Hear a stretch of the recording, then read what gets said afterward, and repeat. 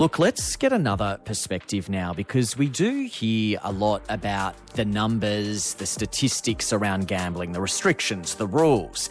But behind all of that are the devastating real-life stories, like Kate's. Now, Kate isn't her real name. She's asked us to change it, but she understands the very real impact of gambling addiction. Kate's brother took his own life when he was 24, and in the note he left behind for his family, he said he was pathologically addicted to gambling. She's with us now to talk about it. Kate, thank you very much for joining us on Hack. Yeah, thanks for having me, Dave. What kind of relationship did you have with your brother? Were you close? Yeah, we were extremely close. Yeah, he was the best. We actually lived together, so spent a lot of time with him, grew up as a tight-knit, really close family, really close. When did you realise your brother had a gambling addiction, Kate? He was about 20 years old when he started indicating that it was a problem for him, because it's just such a normalised behaviour, as I'm sure your listeners are aware, like it's everywhere. I really am so ashamed to admit that I didn't really see it as a big issue when everyone was putting $5 or $10 on things to make it more entertaining. And then he started to get really quiet about it, and I just noticed red flags and asked him about it. And he opened up a little bit, and yeah, he was in a really bad position where he felt like he couldn't get away from it. He felt like he couldn't trust or control himself and his behaviours. So he tried to put a stop to that. So he opened up to you about it, Kate. Was he talking to other people about it as well? Not other people in his, friendship or family circle, but he was heavily involved with Gamblers Anonymous, going there online about 2 to 3 times a week, and he had a mentor and a sponsor that I would talk to as well. Yeah, just trying to do everything he could, but at that point it was an addiction, so addictions are so devastating, and essentially it turned into something that he couldn't control or trust, and he was really scared of the outcomes of that addiction and the impact it would have on his family. To be clear, though, he was really trying to get on top of this addiction. Yeah. Oh, yeah, he tried everything. He listed it in his suicide note.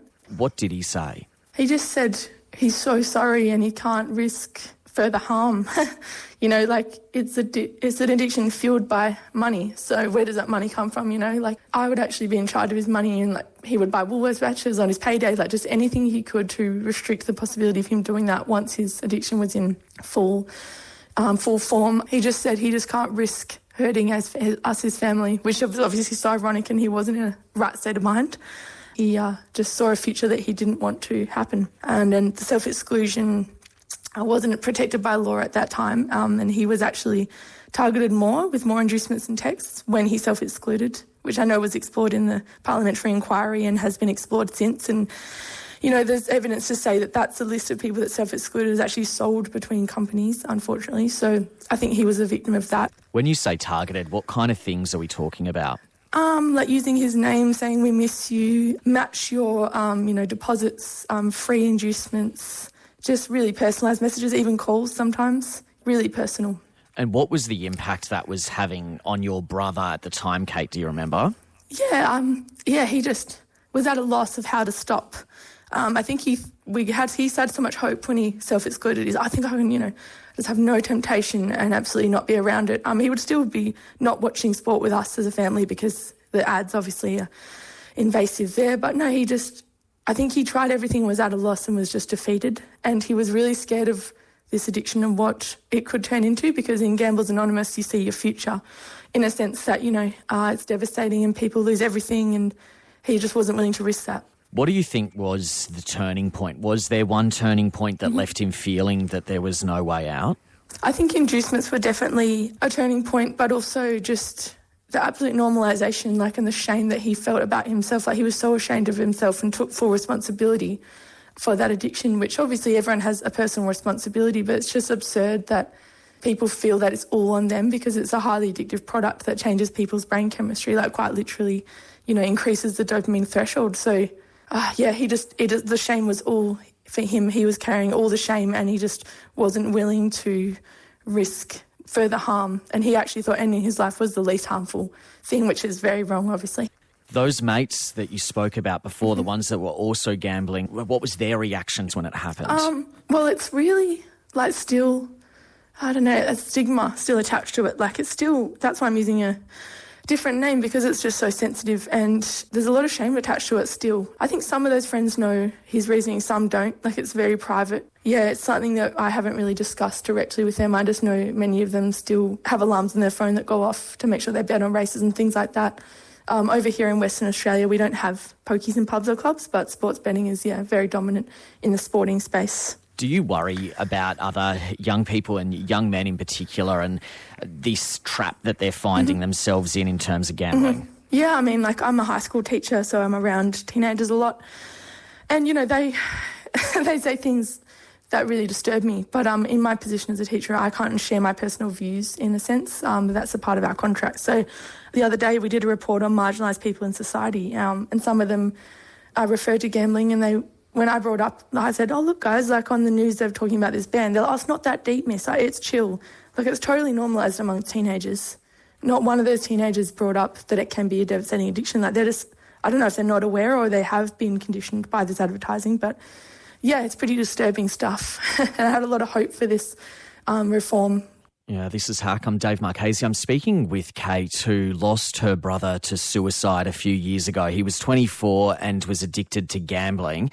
We're talking about this because the government has confirmed that it won't be pushing any reforms for a crackdown on gambling ads this year. We've got a lot of messages coming through. Someone just says, what a caring and beautiful sister. This is heartbreaking. Jacinta from Newcastle says, when I did my safe conduct of gambling for work, I was appalled.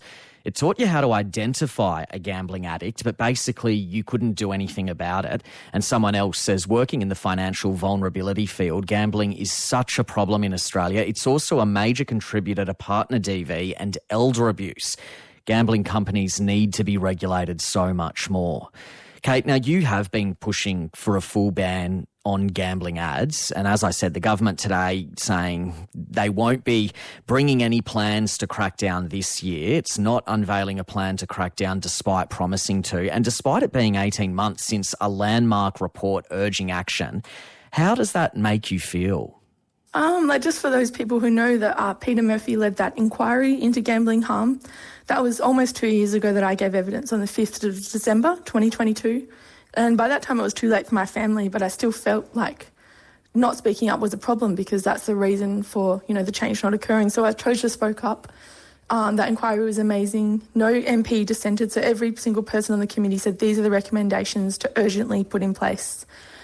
That report was released in 2023 in June, and since then it's been delayed, which is really hard to understand because Minister Rowlands, who has that on her portfolio, keeps saying we need to get this right, we need to get the facts. And I'm just really at a loss to what facts she's talking about because Peter Murphy and her committee did a comprehensive review and they said that harm from ads is not worth keeping them on our screens. They recognised the harm.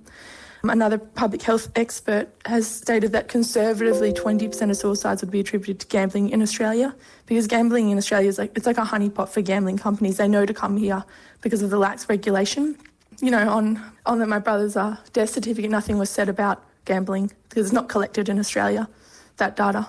Kate, there are some anti-gambling advocates who say they think this is being delayed because of vested interests, like the sports betting companies, media companies have put pressure on the government. What do you think? I wish I knew. I don't know. I've sought meetings with Minister Rowlands and I've sought meetings with the Prime Minister and failed to get them with them directly. I did get one meeting with Minister Rowlands' advisor. And I asked him the question, do you have evidence to support a partial ban? Because that's what we're hearing is happening. And they wouldn't confirm, but they did say they have data to support their decision. But there's no publicly available data that supports a partial ban. Like the Australian Medical Association says, a partial ban is no ban at all. And a partial ban would do nothing to support Australians suffering from gambling addiction and normalisation of this highly addictive product. Look, I said to you on the phone earlier, Dave, I've become an expert by accident. I just wanted to speak up and give evidence that this is the reality of my family's experience, to stop it from happening to other people. And then been following this so closely and just to hear the things being said are really, really hard to understand. And yeah, I think those vested interests have had a seat at the table because they have had direct meetings that I haven't been able to get myself. The research that's out there suggests that the majority of Australians do support a full ban on gambling advertising.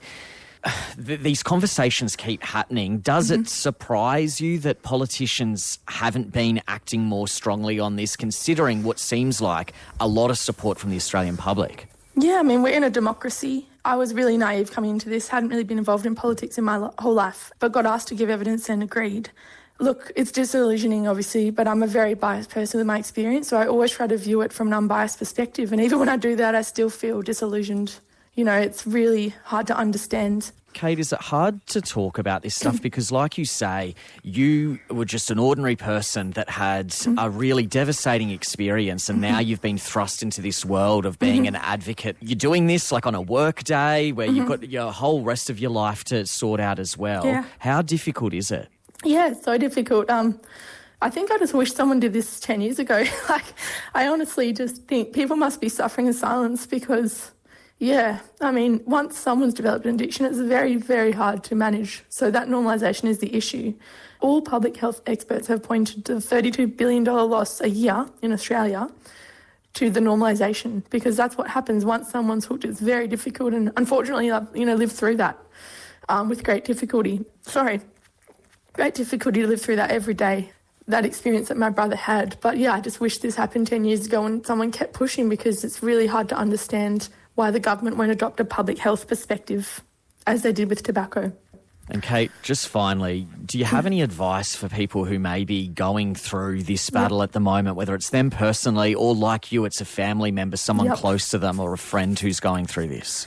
Yeah, I mean, I guess I would just say the shame is not all to be carried by one person. Yes, of course, we all have personal responsibility, but this is a highly addictive product that's normalised in our country. And for anyone who's listening who's suffering, I'm so sorry that you're going through that, and just try not to carry the shame all by yourself and recognise that there's bigger things at play here. And I really hope people are able to get the help they need and not end their life like my brother. Kate, thank you very much for joining us with your story. Yeah, thanks, Dave. I appreciate it. And just a reminder, the National Gambling Helpline is there on 1800 858 858. Lifeline as well on 13 11 14. Hack